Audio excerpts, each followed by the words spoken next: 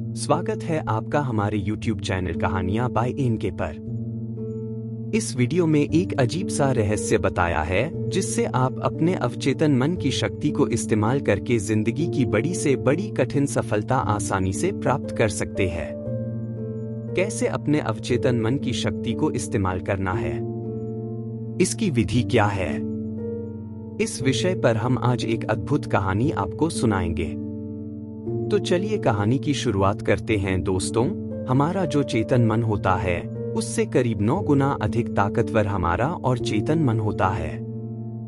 अगर 1 गुना ताकत हमारे चेतन मन के पास है तो इसका अर्थ ये हुआ कि उससे 9 गुना अधिक ताकत हमारे अब चेतन मन के पास है, क्योंकि अब चेतन मन ही हमारे पूरे शरीर को नियंत्रित करता है। चेतन मन हमारे दिमाग का एक हिस्सा है जो हमारे विचारों और भावनाओं से प्रेरित होता है और हमारा चेतन मन ही तर्क वितर्क करने में हमारी मदद करता है, लेकिन दूसरी तरफ हमारा अब चेतन मन या तर्क वितर्क नहीं करता। ये उस जानकारी को ग्रहण कर लेता है जो इसे चेतन मन देता है। इसीलिए जैसा हम अपने अब चेतन मन में सोचते हैं वैसे ही हम बनते चले जाते हैं। क्या आपने कभी इन बातों पर विचार किया है कि कोई व्यक्ति दुखी क्यों है और वहीं पर दूसरा व्यक्ति इतना सुखी क्यों है? एक व्यक्ति सुख और समृद्धि से भरा हुआ है, वहीं पर दूसरा व्यक्ति इतना गरीब और दुखी क्यों है? एक व्यक्ति भयभीत और डरा हुआ है, जबकि दूसरा व्यक्ति आस्था और विश्वास से भरा हुआ है। एक व्यक्ति बड़े से महलों में रहता है, वहीं पर दूसरा व्यक्ति गरीब और टूटी फूटी झोपड़ी में रहता है। कोई बहुत सफल है तो कोई असफल। कोई व्यक्ति कुछ ही मेहनत करके सफलता प्राप्त कर लेता है और वहीं पर कोई दूसरा व्यक्ति जीवन भर मेहनत करने के बाद भी असफल ही रह जाता है। तो आखिर इन सब चीजों का कारण क्या है? क्या आपने कभी इन पर विचार करने की कोशिश की है? हमारे जीवन में जो भी अच्छा है वह हमारे अवचेतन मन पर निर्भर करता है। अर्थात यदि आप अपने अवचेतन मन में यह बात डालेंगे, मेरे साथ जो कुछ भी होगा वह अच्छा होगा, मेरे साथ जो कुछ भी हो रहा है वह अच्छा हो रहा है और मैं एक दिन कामयाब जरूर बनूंगा, तो आप अवश्य ही अपने जीवन में कामयाब बन जाएंगे।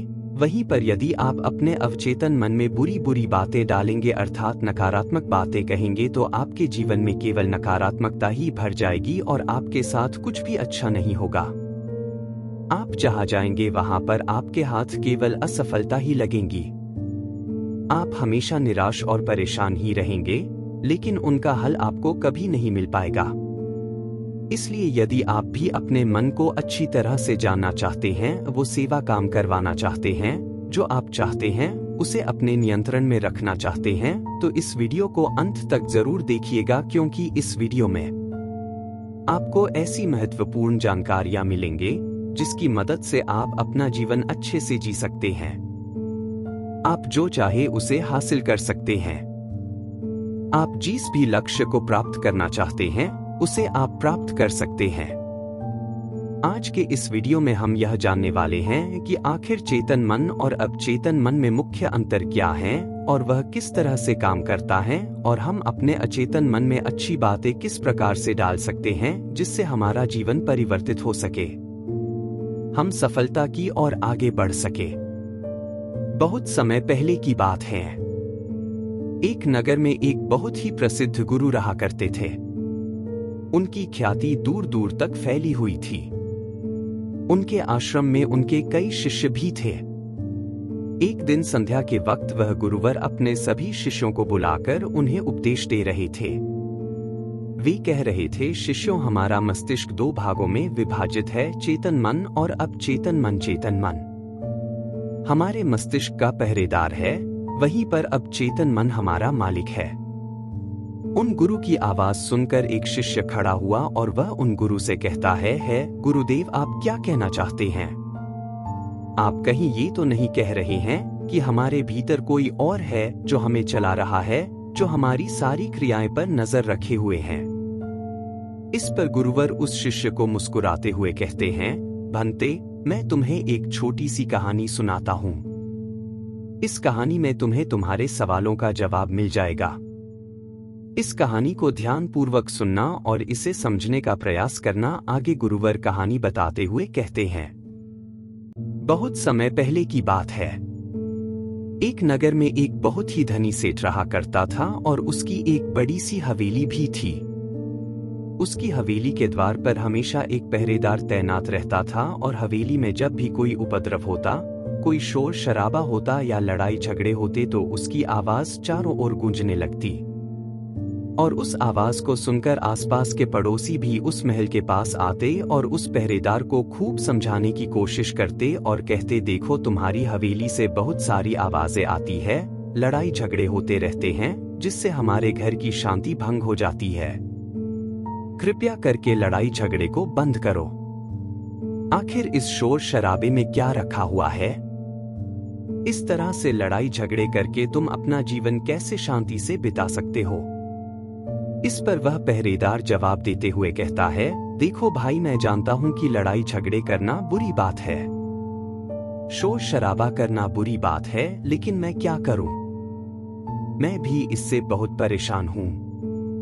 जो भी लड़ाइयां होती है वह हवेली में होती है, इससे मेरी भी शांति भंग होती है।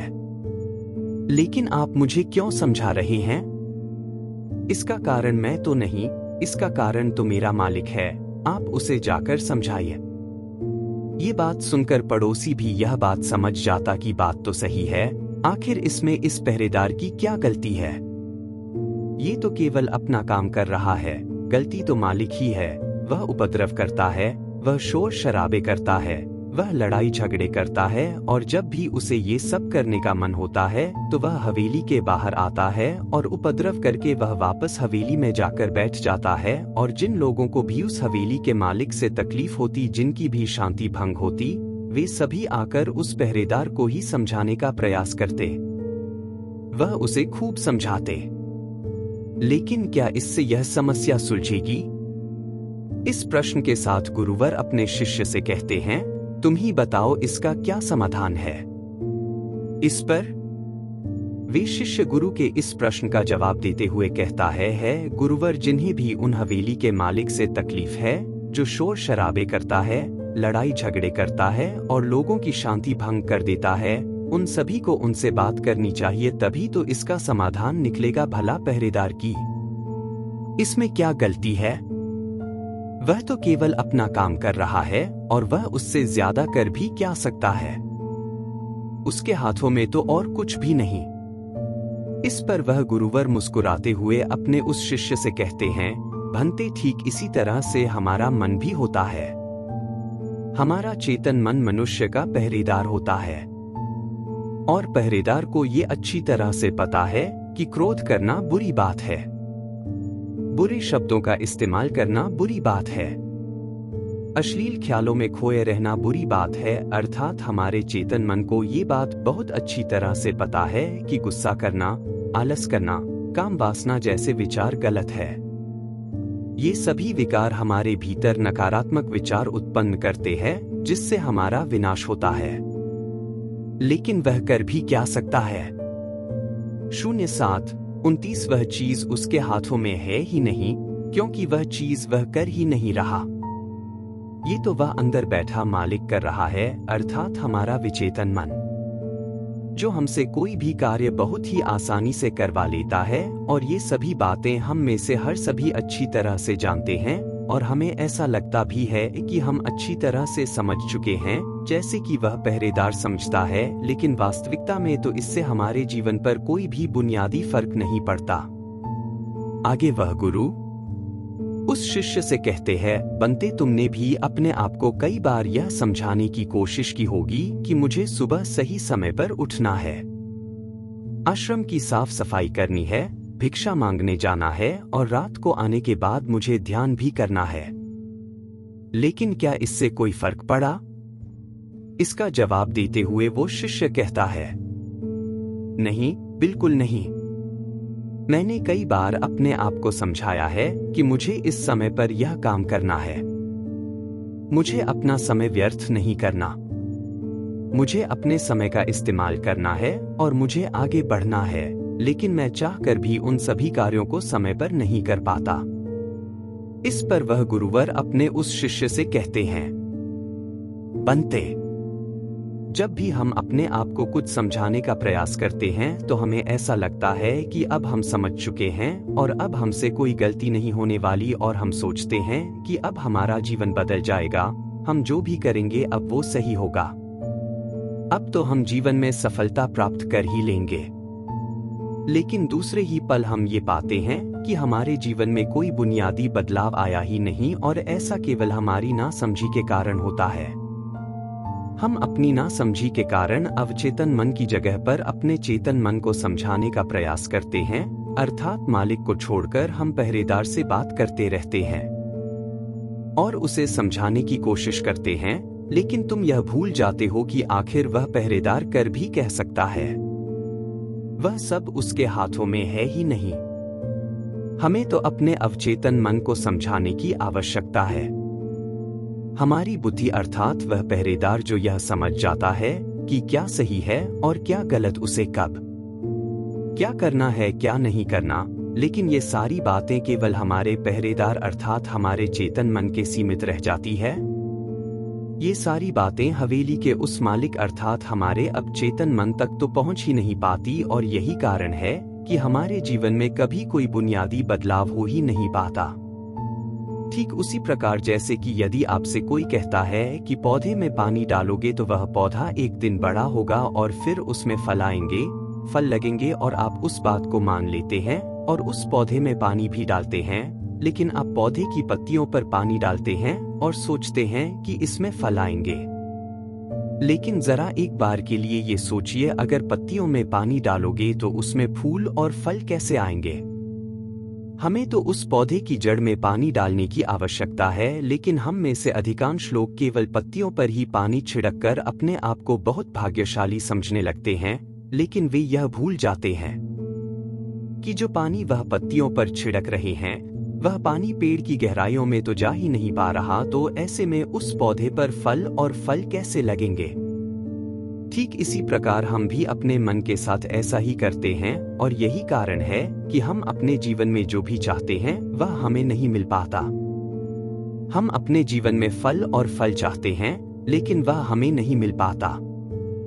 इस पर शिष्य उन गुरुवर से कहता है गुरुवर, तो फिर हमें क्या करना चाहिए? क्या ऐसा कोई उपाय है जिससे हम अपने चेतन मन की सारी बातें अपने अवचेतन मन तक पहुंचा सकें? ऐसी कोई प्रक्रिया है जिसमें हम अपने संदेश को अपने अवचेतन मन तक पहुंचा सके?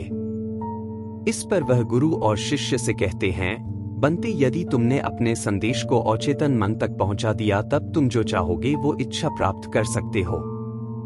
तुम जैसा चाहो उस लक्ष्य को प्राप्त कर सकते हो, क्योंकि हमारा अब चेतन मन हमारे चेतन मन से 9 गुना अधिक शक्तिशाली होता है। आपने कभी ना कभी यह देखा ही होगा कि एक मनोवैज्ञानिक जब किसी के मन के गुप्त राज्य को जानने की कोशिश करता है, तब वह मनोवैज्ञानिक जब उसके मन की बात को बाहर निकलवाना चाहता है, उसके अतीत में जो भी घटना घटी है उसमें साफ साफ रूप से प्रवेश करना चाहता है, तो इसके लिए वह हिप्नोटिज्म का उपयोग करते हैं, और आप में से अधिकांश लोगों ने इस प्रक्रिया को देखा ही होगा। इस प्रक्रिया का प्रयोग करके मन की सारी सूचनाएं अपने आप ही बाहर निकलती है। इस प्रकार किसी के भी मन को काबू में करके हम उससे जो चाहे वो कार्य करवा सकते हैं। हाँ, अब आपके मन में ये भी प्रश्न उठ रहा होगा कि शायद वो सभी हमारे अवचेतन मन की चाल को समझते हैं, वो इसे अच्छी तरह से जानते हैं कि उसे किस तरह से अपने काबू में किया जाता है। तो इसका जवाब बड़ा ही सीधा और सरल है, और इसका जवाब है हाँ, क्योंकि उन्होंने इसके ऊपर कई बार प्रयोग किया होता है और वह इसमें इतने निपुण हो जाते हैं कि वह किसी भी दूसरे मन पर अपना काबू कर सकते हैं। और अगर आप भी अपने अवचेतन मन की बात को समझते हैं, अपने मन की चाल को समझते हैं, तो आप भी अपने ही नहीं बल्कि किसी दूसरे के मन को भी वश में कर सकते हैं। आगे गुरुवर अपने उस शिष्य से कहते हैं, बनते, अपने अचेतन मन तक संदेश पहुंचाने के लिए आपको अपने चेतन मन को शांत करना होगा, उसे सुलाना होगा, और ऐसा इसलिए क्योंकि हमारा चेतन मन तर्क वितर्क करने में माहिर है। वो एक पहरेदार है। वो हमारी रक्षा के लिए हमेशा तैनात रहता है। इसलिए जब भी तुम अपना कोई संदेश उस चेतन मन तक पहुंचाने की कोशिश करोगे तो वह तुमसे तर्क वितर्क जरूर करेगा और हमें अपनी बात अपने मालिक तक पहुंचाने की हमें इजाजत तक नहीं देगा। जब तक कि हम अपनी बात अपने चेतन मन को अच्छी तरह से समझा नहीं देते या उसे शांत नहीं कर देते, तब तक वह हमें उस हवेली में घुसने नहीं देगा, क्योंकि हमारी सामान्य बुद्धि अर्थात हमारा चेतन मन तर्क वितर्क करने में माहिर होता है। और यही कारण है कि हम में से अधिकांश लोग अपने अचेतन मन तक एक साफ और स्पष्ट संदेश पहुंचा ही नहीं पाते, और इसी कारण हम अपने अचेतन मन को भी अच्छी तरह से समझ नहीं पाते और हमारा अचेतन मन तर्क वितर्क नहीं करता। उसे तो केवल साफ और स्पष्ट संदेश चाहिए जिस पर वह कार्य कर सके, और उस तक हम साफ और स्पष्ट संदेश तभी पहुंचा सकते हैं जब हमारा मन पूरी तरह से शांत रहेगा, जब हमारे मन में और कोई विचार नहीं होंगे। और यही कारण है कि जब एक मनोवैज्ञानिक किसी के मन पर प्रयोग करता है, उसके मन को काबू करने की कोशिश करता है, उससे मन चाही बात निकलवाने की कोशिश करता है, तो सबसे पहले वह उसके चेतन मन को ही सुनाता है।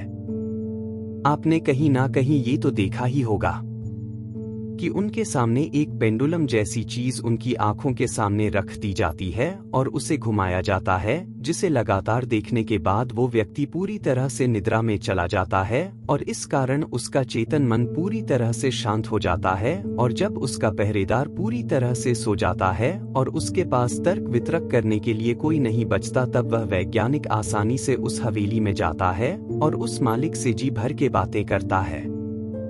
जो बातें वह चाहता है वह बातें वह उससे निकलवा देता है। तिबेट के एक महान दार्शनिक ने कहा था कि अगर बात समझ में आ जाए तो आपका जीवन परिवर्तित हो जाता है। लेकिन उन्होंने वह बात उस समय के लोगों के लिए कही थी, क्योंकि उस समय तिबेट और बाकी दुनिया के लोग बहुत सरल हुआ करते थे। उनका मन बहुत साफ हुआ करता था और उनको जो भी बातें बताई जाती थी वह उन बातों को बड़ी शांतिपूर्वक सुनते और समझते थे।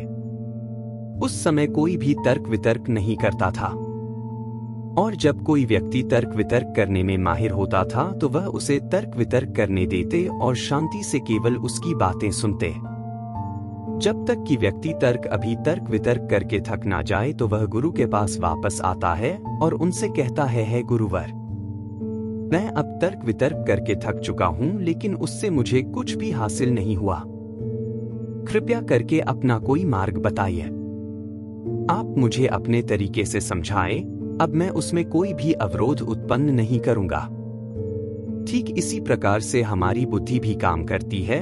जब हमारा मस्तिष्क तर्क वितर्क करके थक जाता है तब उसे इस बात का एहसास होता है कि तर्क वितर्क करके उसे कुछ भी हासिल नहीं होने वाला और उस समय तक उसे कुछ भी समझ में नहीं आएगा। दोस्तों, महात्मा बुद्ध अपनी बातों को 3 बार दोहराया करते थे, और यदि कोई बात आपसे 3 बार कही जाए तो क्या आप उस बात को सुन पाएंगे? मान लीजिए आप किसी चिकित्सक के पास जाते हैं और वह चिकित्सक आपसे एक बार कहता है कि आप ठीक हैं, आपको कुछ नहीं हुआ, तो ये बात आप सुन लेते हैं और आपको ये बात समझ में आ जाती है कि मैं ठीक हूँ और मुझे कुछ भी नहीं हुआ। लेकिन अगर वही चिकित्सक आपसे बार बार वही बात कहे, बार बार वह वही बात दोहराए, तो क्या आपको क्रोध नहीं आएगा? आप यही कहेंगे कि हाँ, मुझे वह बात समझ में आ चुकी है। आप बार बार एक ही बात क्यों दोहरा रहे हैं? मैं समझ चुका हूं कि मैं बीमार नहीं हूं और मुझे कुछ नहीं हुआ, तो इसको बार बार दोहराने से क्या फायदा?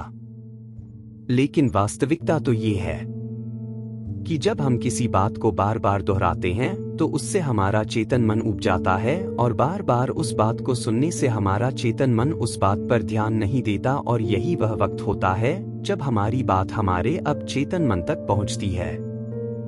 और जब आपकी बात आपके विचेतन मन तक पहुंच जाए तो यकीन मानिए कि तब कुछ भी संभव है। फिर चाहे आप कोई अपने जीवन में बड़ा लक्ष्य प्राप्त करना चाहते हो या फिर अपना स्वास्थ्य सुधारना चाहते हो, सब कुछ संभव हो जाएगा। दोस्तों, आपने कभी ना कभी यह किस्सा तो सुना ही होगा। एक प्लेन क्रैश हो गया था और उस प्लेन का जो पायलट था उसकी प्लेन से गिरने की वजह से शरीर की सारी हड्डियां टूट चुकी थी और जब उसे अस्पताल में भर्ती किया गया तो उसे हिला डुला भी नहीं जा रहा था। डॉक्टर ने भी ये जवाब दे दिया था कि तुम ठीक नहीं हो सकती और तुम्हारी हड्डियों को फिर से जोड़ पाना लगभग नामुमकिन है। लेकिन वह व्यक्ति जीना चाहता था। उसने अपने अवचेतन मन में जबरदस्ती यह बात डाली कि मैं ठीक हो सकता हूँ, मैं ठीक हो सकता हूँ, और यकीन मानिए कि वह व्यक्ति सच कुछ ठीक हो गया। वह अपने पैरों पर चलकर अपने घर गया। ऐसा केवल हमारे अचेतन मन की शक्तियां के कारण होता है। जब हम कुछ ठान लेते हैं और अपने अचेतन मन को एक स्पष्ट और साफ संदेश देते हैं, तो हमारा अचेतन मन हमसे कुछ ऐसे कार्य करवाने लगता है कि हमारे लिए सब कुछ मुमकिन हो जाता है। फिर चाहे वह जीवन में कोई बड़ा से बड़ा लक्ष्य प्राप्त करना हो या फिर अपने स्वास्थ्य को सुधारना हो। और पुराने जमाने में ये बहुत सरल हुआ करता था, क्योंकि उस समय लोग तर्क वितर्क नहीं किया करते थे और जो भी उसे कहा जाता था वह उसे बहुत गहन ध्यान के साथ सुनते थे और समझते थे। लेकिन आजकल के तथाकथित बुद्धिमान लोग वे सभी इन सभी बातों को अंधविश्वास कहते हैं। लेकिन यह भी एक वास्तविकता है कि जैसा आप खुद से कहते हैं वैसा ही आप अंदर से बनते चले जाते हैं। आप अंदर से उतने ही अशांत होने लगते हैं और जो व्यक्ति अपने मन की बकबक को शांत कर पाता है वही शांति को प्राप्त कर पाता है। हमारी जो बुद्धिमानी है वही हमारे और चेतन मन का एक रूप होती है। हमारा चेतन मन हमें कोई भी नई चीज सीखने में हमारी मदद करता है।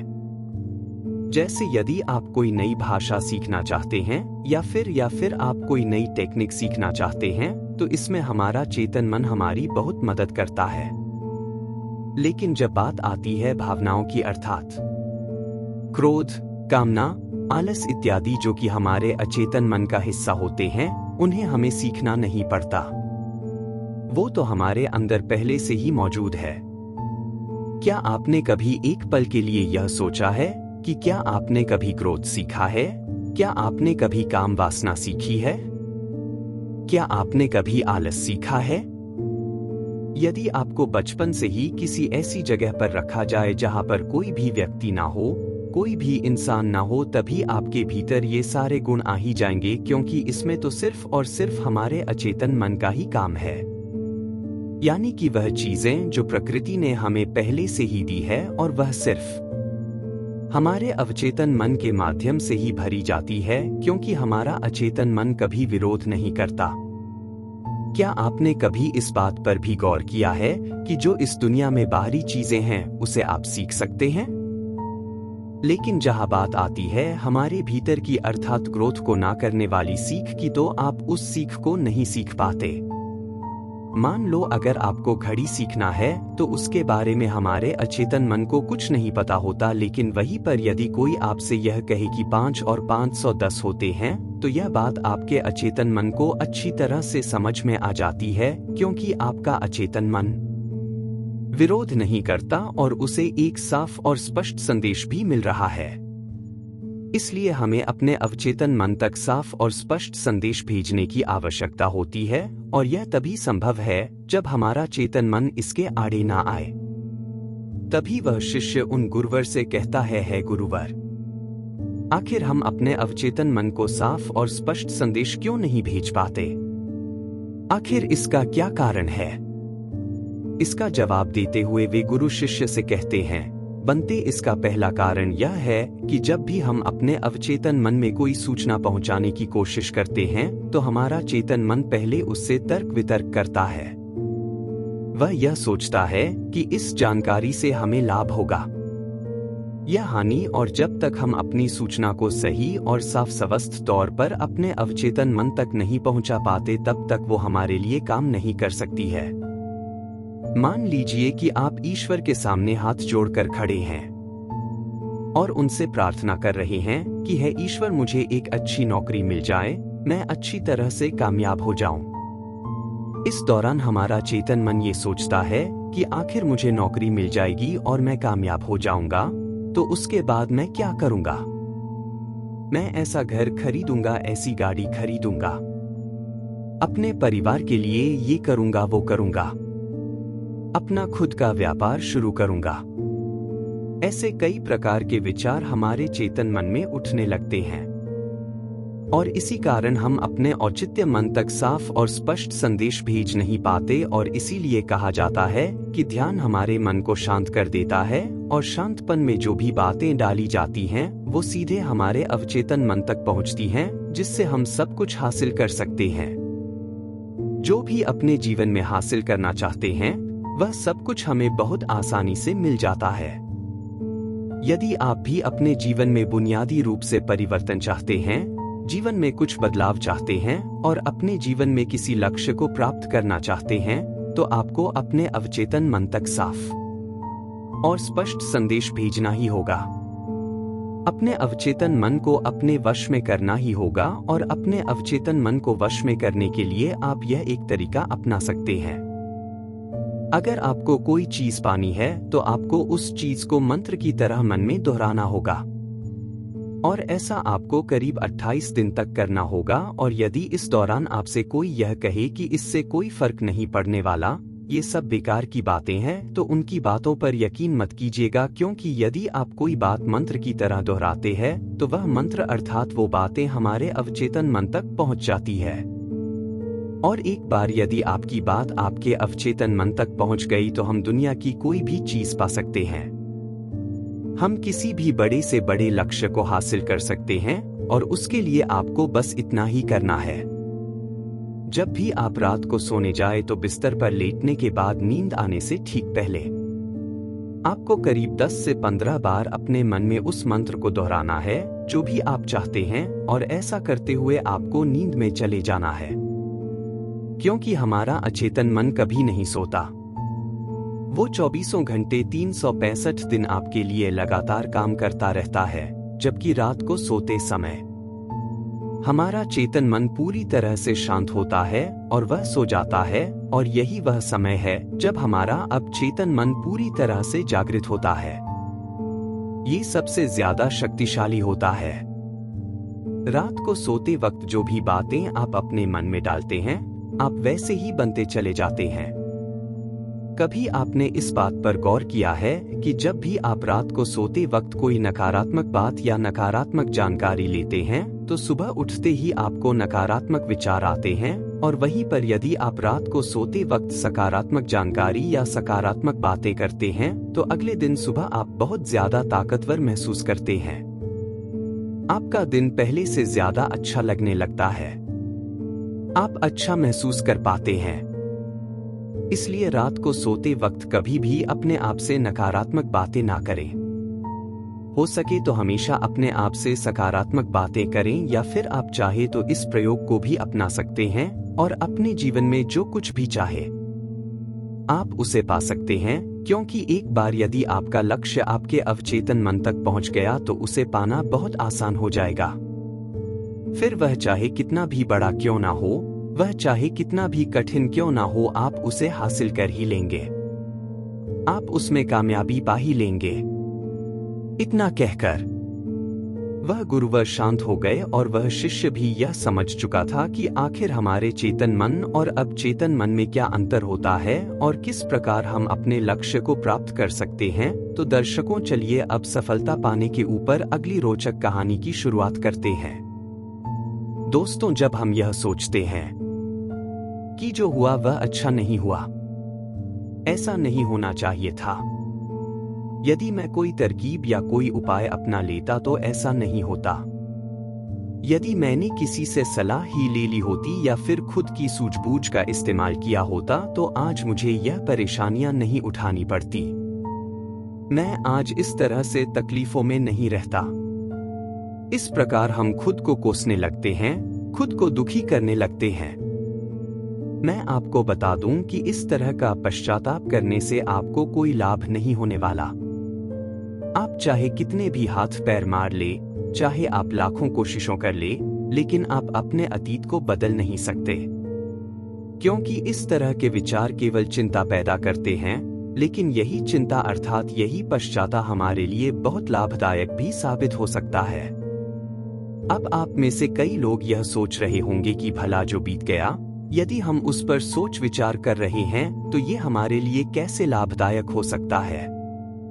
हम तो पहले ही मुसीबत में हैं, हम तो पहले से ही तकलीफ में हैं, तो ऐसे में ये हमारे लिए कैसे फायदेमंद हो सकता है। दोस्तों, अगर आप उन गलतियों से सीख लेकर खुद को बदलने का प्रयास करें तो आप अपना आने वाला भविष्य खुद ही बदल सकते हैं, उसे संभाल सकते हैं। अगर अतीत की गलतियों से सीख लेकर खुद को बदलने का प्रयास किया जाए तो सही मायने में वही पश्चाताप कम होता है। आज की जो बौद्ध कहानी मैं आपको सुनाने जा रहा हूँ, इस कहानी के माध्यम से मैं आपको कुछ ऐसे तरीके बताने वाला हूँ जिन तरीकों को अपनाकर आप अपने जीवन में इस प्रकार के पश्चाताप से बच सकते हैं।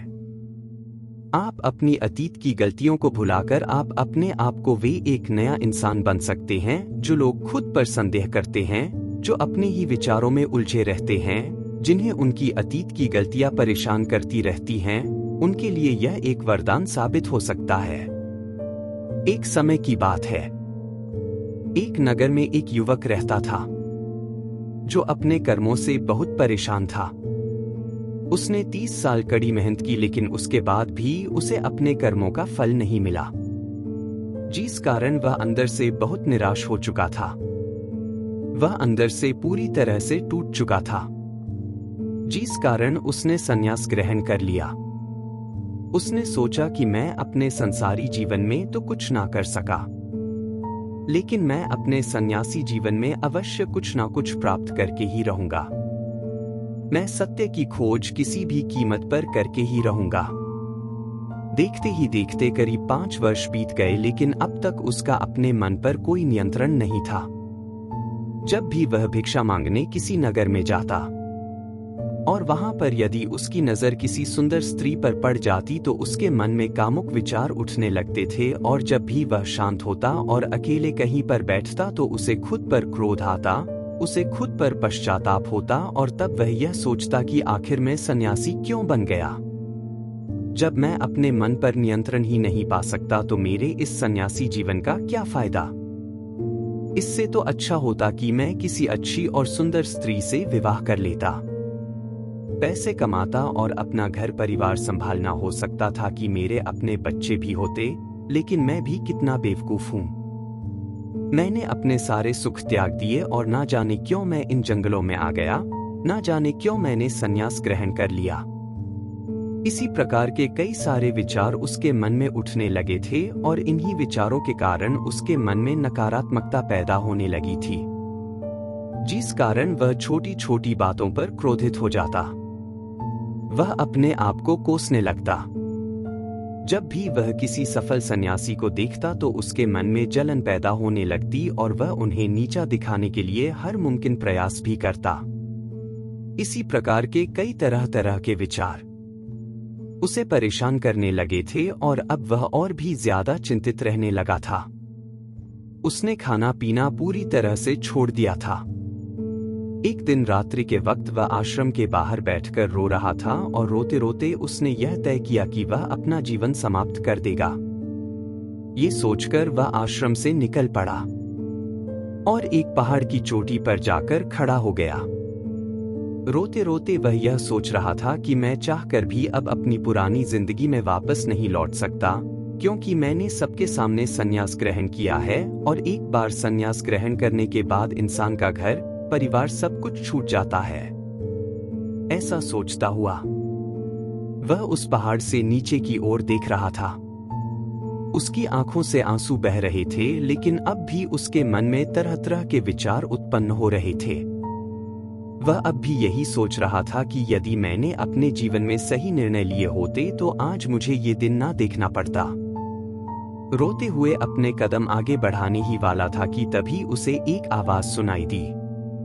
कोई उसे चिल्लाकर ये कह रहा था, बनते रुक जाओ, जहां छोड़कर जा रहे हो वापस वहीं से शुरुआत करनी पड़ेगी। इसलिए एक बार फिर सोच लो। ये आवाज सुनकर वो सन्यासी रुक गया। उसने पीछे मुड़कर यहाँ वहां देखा, लेकिन उसे वहां पर कोई भी दिखाई नहीं दिया। तभी उसने जोर से चिल्लाकर कहा, कौन हो तू? तभी उसकी नजर एक बूढ़े बौद्ध भिक्षु पर पड़ी, और उन्हें देखकर वह सन्यासी और भी क्रोधित हो उठा और कहने लगा, कौन हो तुम और मुझे क्यों रोकना चाहते हो? तभी वह बूढ़ा बौद्ध भिक्षु उस सन्यासी से कहता है, बंते, मैं तो बस इतना ही कह रहा हूं, तुम जहां छोड़कर जा रहे हो, तुम्हें वापस वहीं से शुरुआत करनी पड़ेगी। इसलिए निर्णय लेने से पहले एक बार फिर सोच लो, कहीं तुम फिर से गलत निर्णय तो नहीं ले रहे। तभी वह सन्यासी क्रोधित होकर उन बौद्ध भिक्षु से कहता है, आपको क्या लगता है कि मैं बार बार यही गलतियां दोहराऊंगा? मैं मानता हूं कि मैंने अनजाने में गलतियां की है, और इसका मतलब यह नहीं कि बार बार मैं यही गलतियां दोहराते रहूंगा। मैंने अपनी गलतियों से बहुत बड़ी सीख ली है, लेकिन अब मैं उन गलतियों को ठीक नहीं कर सकता। अब मैं उन्हें बदल नहीं सकता, इसलिए मैंने बहुत सोच समझकर ये फैसला लिया है। उस सन्यासी की ये बात सुनकर वो बूढ़ा बौद्ध भिक्षु जोर जोर से हंसने लगा और उस सन्यासी से कहता है, भंते, अतीत की गलतियां कोई नहीं सुधार सकता, क्योंकि बीता हुआ समय कभी लौटकर नहीं आने वाला। हाँ, वे लोग मूर्ख होते हैं जो यह कहते हैं कि वे लोग अतीत को बदल सकते हैं। उनसे बड़ा ज्ञानी इस दुनिया में दूसरा और कोई नहीं हो सकता, क्योंकि जब तुम समय को वापस नहीं मोड़ सकते तो तुम अपनी अतीत की गलतियों को भला कैसे बदल सकते हो? लेकिन जो लोग समझदार हैं, जो लोग ज्ञानी हैं, वे लोग यह बात बहुत अच्छी तरह से जानते हैं कि जीवन में गलतियां करना कितना जरूरी होता है। गलतियों के कारण ही तो हम सीख पाते हैं, अपनी गलतियों से समझ पाते हैं और अपने भविष्य को बेहतर बना पाते हैं। आगे वह बूढ़ा बौद्ध भिक्षु उस सन्यासी से कहता है, बंते, जब तक तुम्हें खुद की कमियों का ही पता नहीं होगा, तब तक तुम अपने आप को बेहतर कैसे बना सकते हो? और हमारी कमियां तो सिर्फ हमारी गलतियों से ही पता चलती है। आगे वह बूढ़ा बौद्ध भिक्षु उस सन्यासी से कहता है, बहती है, हर माता पिता अपने बच्चों को बड़े ही लाड प्यार से पालते हैं। वह उन पर कभी कोई आंच नहीं आने देना चाहते। वह यह नहीं चाहते कि उनका बेटा कभी कोई गलतियां करे और उसे कोई तकलीफ हो, लेकिन वह यह भूल जाते हैं कि जीवन एक युद्ध का मैदान है, जहां हम खुद अपनी गलतियों से सीखते हैं और एक योद्धा बनते हैं। और जो यह सोचता है कि वह अपने जीवन में कभी कोई गलती ही नहीं करेगा, तो इसका अर्थ ये हुआ कि वह कभी भी जीवन के इस रण क्षेत्र में हिस्सा ही नहीं लेना चाहता। और जो कोई भी इस युद्ध में हिस्सा नहीं लेता, वह अपने जीवन में कभी कुछ नया नहीं कर पाता, न ही वह अपने जीवन में कुछ सीख पाता है। वह तो केवल वही करता है जो उसे सिखाया गया है। और जो व्यक्ति इस युद्ध भूमि में हिस्सा लेता है, वह यह अच्छी तरह से जानता है कि उसे कई बार गिरना होगा, कई बार संभलना होगा, लेकिन उसे रुकना नहीं है, बल्कि उसे चलते रहना है, क्योंकि जीवन चलते रहने का नाम है। इस पर वह सन्यासी और भी क्रोधित हो उठता है और बौद्ध भिक्षु से कहता है, आखिर तुम कहना क्या चाहते हो?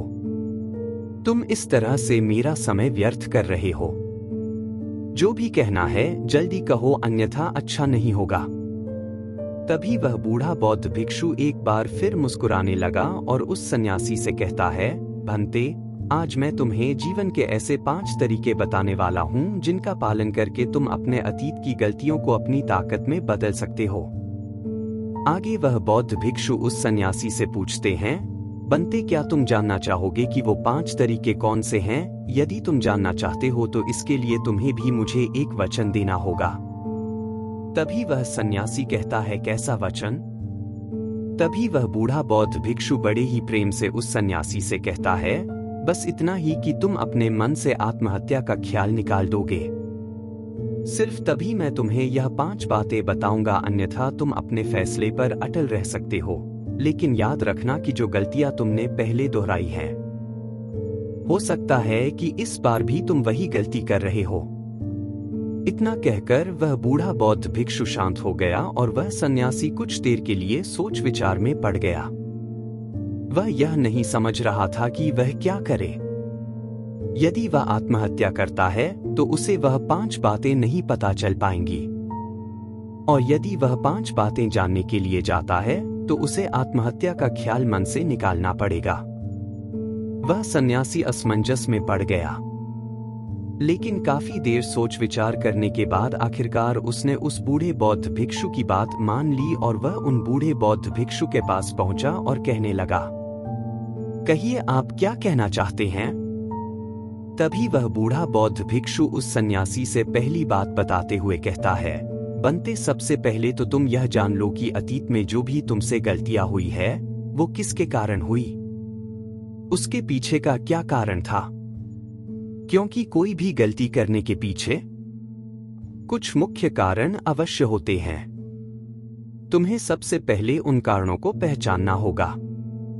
वह कारण या तो कोई मजबूरी हो सकते हैं या कोई इंसान हो सकता है जिसके कारण तुमने वो सारी गलतियां की, या फिर हो सकता है कि तुमने वो गलतियां केवल अपने स्वार्थ के लिए की हो।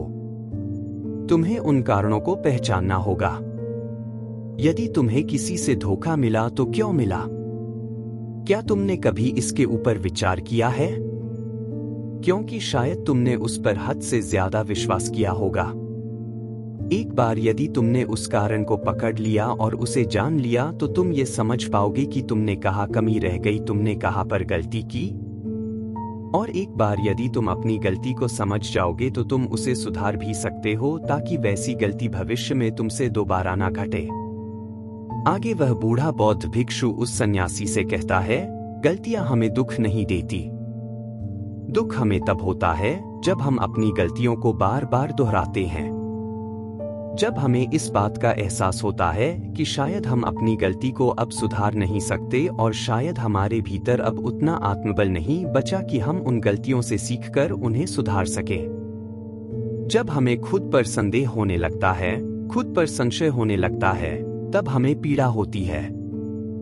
किंतु एक बार, केवल एक बार यदि तुम यह समझ जाओ कि गलती करके जब हम उससे सीख लेते हैं और उस गलती को सुधारने का हर मुमकिन प्रयास करते हैं तो हमारे भीतर एक विश्वास जाग उठता है और फिर हमें कभी कोई दुख नहीं परेशान करता। इसलिए हमें किसी भी गलती के पीछे का कारण जानना बहुत आवश्यक होता है और इसके लिए तुम चाहो तो खाली बैठकर चिंतन कर सकते हो। ये इतना मुश्किल भी नहीं है।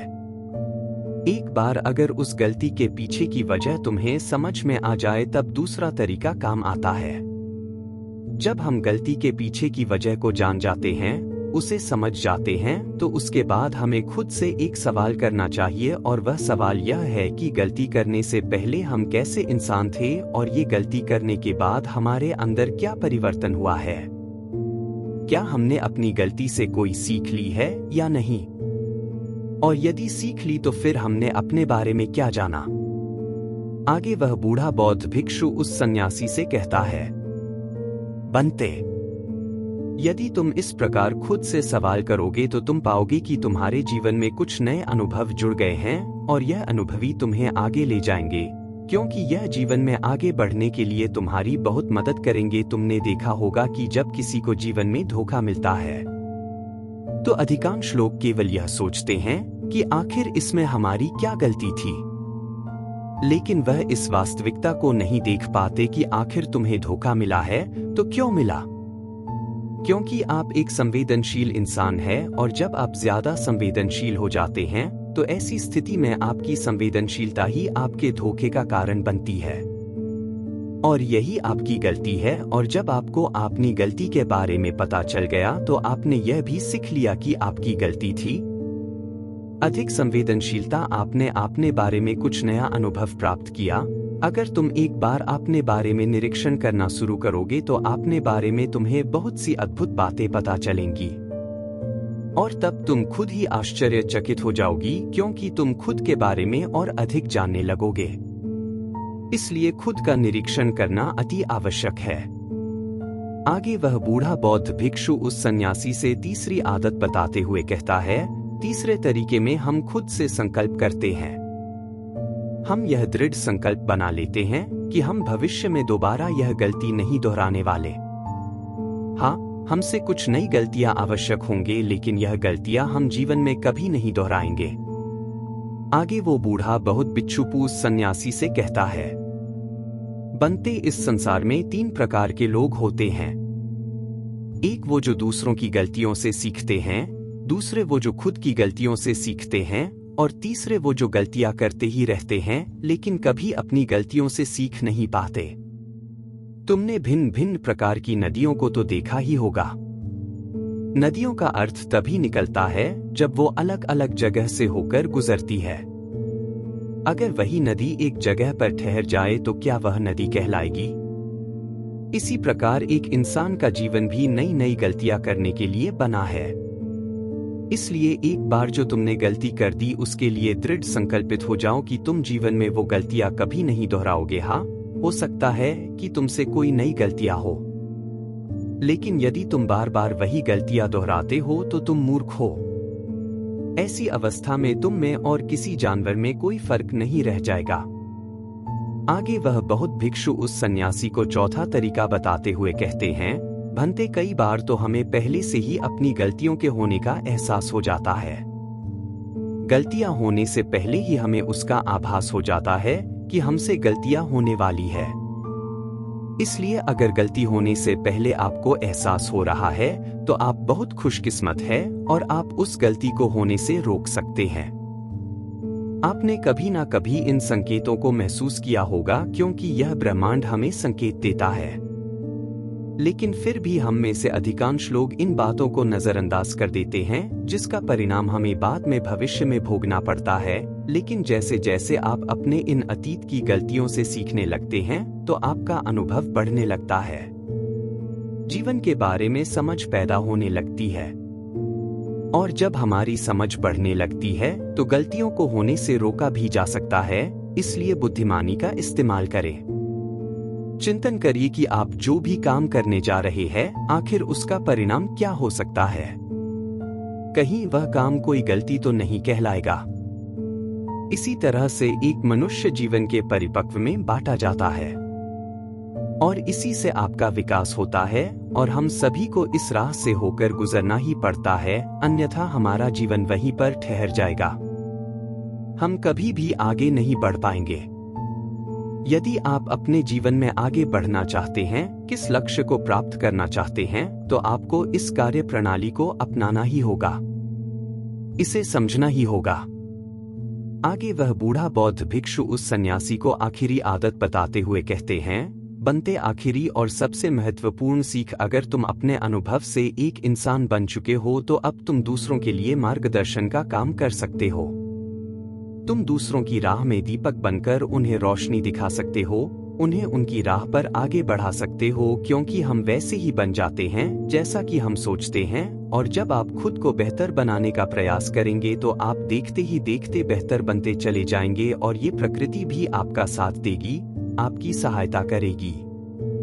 ब्रह्मांड आपको खुद ब खुद रास्ता दिखाएगा और आप मानव जाति का कल्याण करने के कार्य में लग जाते हैं, तब वह शास्त्रों में सबसे सर्वश्रेष्ठ कार्य माना जाता है। इससे श्रेष्ठ कार्य तो और कोई हो ही नहीं सकता। जो व्यक्ति समस्त जीव जंतुओं और मानव जाति के कल्याण के बारे में सोचता है, ऐसे लोग परमात्मा हो जाते हैं। ऐसे व्यक्तियों के मन में प्रेम, करुणा, दया जैसे अनेक भाव उत्पन्न होने लगते हैं और परमात्मा करुणा और प्रेम का ही दूसरा नाम है। इतना कहकर वह बूढ़ा बौद्ध भिक्षु शांत हो गया और उस सन्यासी को भी अपनी गलती का एहसास हो गया। अब उसकी आंखों में खुशी की आंसू थे। वह उन बौद्ध भिक्षु के चरणों में जा गिरा और उन बूढ़े बौद्ध भिक्षु से कहता है गुरुवर, ऐसा निर्मल और जीवन का सार्थक ज्ञान पाकर मैं धन्य हो गया। आपने जो कुछ भी मुझसे कहा है उसे मैं अपने जीवन में जरूर अपनाऊंगा और मैं भी अपने जीवन को सार्थक बनाकर दिखाऊंगा। इतना कहकर उसने उन बौद्ध भिक्षु को प्रणाम किया और वापस अपने आश्रम लौट गया। दोस्तों, मैं उम्मीद करता हूं कि यह कहानी सुनने से आपके जीवन में अच्छे बदलाव आए होंगे। आपको इस वीडियो से क्या सीखने मिला ये कमेंट करके जरूर बताएं और अपने परिवार, दोस्तों या आपके करीबी इंसान के साथ ये कहानी शेयर करके उन्हें भी इस ज्ञान से परिचित करवाएं। बाकी अगर आपको ये वीडियो दिल से अच्छी लगी हो तभी इस वीडियो को लाइक कर देना और आपने अब तक इस चैनल को सब्सक्राइब ना किया हो तो चैनल को सब्सक्राइब भी जरूर कर देना। आपका हर दिन शुभ हो और खुशियों से आपका जीवन भरा रहे।